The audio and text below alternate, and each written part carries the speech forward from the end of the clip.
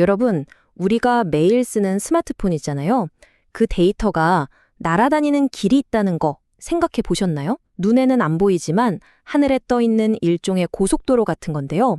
이게 바로 통신 주파수입니다. 오늘은 이 어마어마하게 비싼 자원이 어떻게 노벨상까지 받은 경매 방식을 통해서 우리 손에 들어오게 됐는지 그 진짜 흥미진진한 이야기를 한번 파헤쳐볼까 합니다. 그럼 우리가 매일 쓰는 스마트폰의 이 통신길 말이에요? 이걸 대체 어떻게 사고 파는 걸까요? 바로 이 질문이 오늘 우리가 풀어볼 이야기의 핵심입니다. 사실 이 보이지 않는 자원을 어떻게 나누냐에 따라서 한 나라의 통신 산업 전체의 운명이 왔다 갔다 할 수도 있었거든요. 자, 그래서 첫 번째 장은 바로 주파수 쟁탈전입니다. 무선 통신에 대한 수요가 정말 말 그대로 폭발하면서 미국 정부는 이 보이지 않는 땅을 어떻게 나눠줘야 할지 아주 큰 문제에 부딪히게 된 거죠. 이 한정된 자원인 주파수를 과연 어떻게 가장 공정하고 또 효율적으로 나눌 수 있을까요?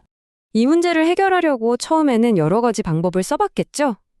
그런데 안타깝게도 처음 시도했던 심사 방식이나 제비뽑기 방식은요, 문제를 해결하기는커녕 오히려 더 큰 골칫덩이가 되어버렸습니다.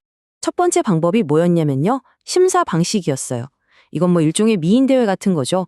제일 훌륭한 사업 계획서를 낸 기업을 뽑겠다. 아이디어 자체는 좋았는데요. 여기에 온갖 법률가랑 로비스트들이 끼어들면서 평가하고 이의 제기하는 데에만 몇 년씩 걸리는 그런 관료주의의 늪에 빠져버리고 말았습니다. 그래서 1982년부터는 아예 제비뽑기로 바꿨습니다. 시간은 엄청나게 줄었죠.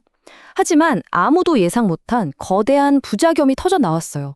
핵심이 뭐냐면요, 무선 통신 사업을 할 생각이 아예 없는 사람들까지도 이 제비뽑기에 참여하게 된 거예요. 이 사람들은 그냥 면허만 받아서 바로 되팔아서 차익만 챙기려는 투기꾼들이었던 거죠.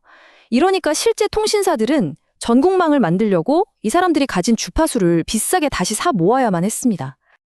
결국 미국 정부는 1993년에 이 투기 문제를 잡기 위해서 경매라는 칼을 꺼내듭니다. 그런데 무작정 뛰어들기 전에 바다 건너 다른 나라의 정말 뼈아픈 실패 사례를 먼저 봐야만 했어요. 여기서 아주 중요한 교훈을 얻었거든요. 자, 이 타임라인을 보면 되게 재밌는 게 있어요. 미국이 새로운 방식을 도입하기 4년 전인 1989년에 뉴질랜드가 먼저 전통적인 경매를 시도했다는 거죠. 다들 경매가 마법의 해결책이라고 생각했는데 웬걸요? 그 결과는 처참했습니다. 아니 도대체 왜 멀쩡해 보이는 전통적인 경매 방식이 실패했을까요? 이 질문이 바로 오늘 이야기의 하이라이트로 우리를 이끌어갑니다. 그 해답은 바로 뉴질랜드 사례 안에 숨어 있습니다. 뉴질랜드 경매 문제점은 아주 명확했어요.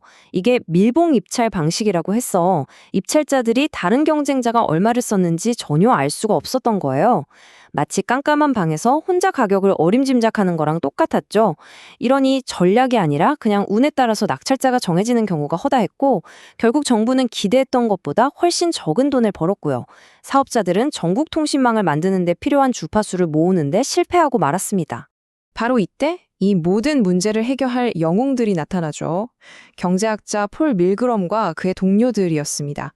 그들은 이전의 모든 실패를 교훈 삼아서 완전히 새로운 아주 기발한 경매 시스템을 설계해냅니다.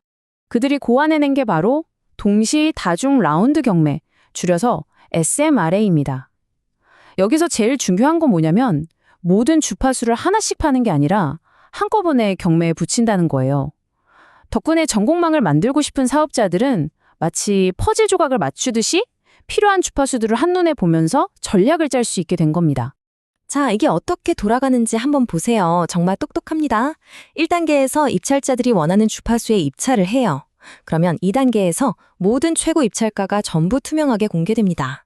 그럼 3단계에서 참여자들은 그 정보를 보고 저긴 저렇게 나오는구나 하면서 자기 전략을 다시 짜고 4단계에서 더 높은 가격으로 새로운 라운드를 시작하는 거죠.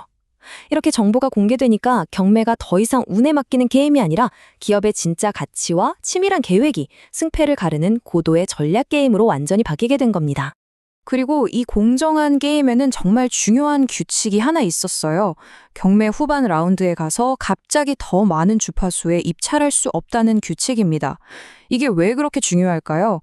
이 규칙 하나 때문에 처음에는 조금만 입찰하는 척하면서 경쟁자들 정보만 쏙 빼먹으려는 그런 얌체 같은 전략이 아예 불가능해진 거예요.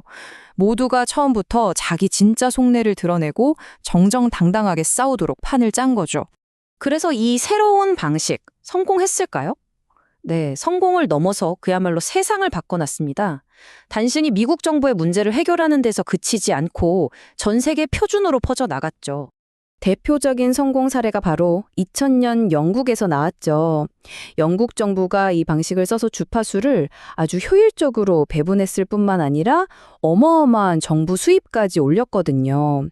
이 디자인이 진짜 현실 세계에서 얼마나 강력한지 제대로 증명된 순간이었습니다. 그리고 마침내 2020년 폴 밀그럼과 로버트 윌슨은 이 위대한 업적을 인정받아서 노벨 경제학상을 받게 됩니다. 현실의 복잡한 문제를 해결하기 위한 기발한 아이디어 하나가 어떻게 세상을 바꾸고 또 학문적으로 최고의 영예까지 얻게 되는지를 보여주는 정말 완벽한 이야기죠. 결론적으로 말해서 이 동시 다중 라운드 경매는 주파수 경매의 세계적인 표준이 됐습니다. 통신 사업자들한테는 효율적인 자원 분배를, 정부에게는 수입 극대화를 가져다 주면서 말 그대로 구매자와 판매자 모두가 윈윈하는 완벽한 해결책이 된 겁니다. 이 천재적인 디자인은 주파수 문제를 멋지게 해결했습니다. 이런 생각이 들지 않으세요? 한정된 자원을 공정하고 효율적으로 나누어야 하는 또 다른 문제들? 그런 문제를 푸는 열쇠로 이 방식이 또 쓸 수 있지 않을까요? 생각해 볼 만한 질문을 남기면서 오늘 설명을 마치겠습니다.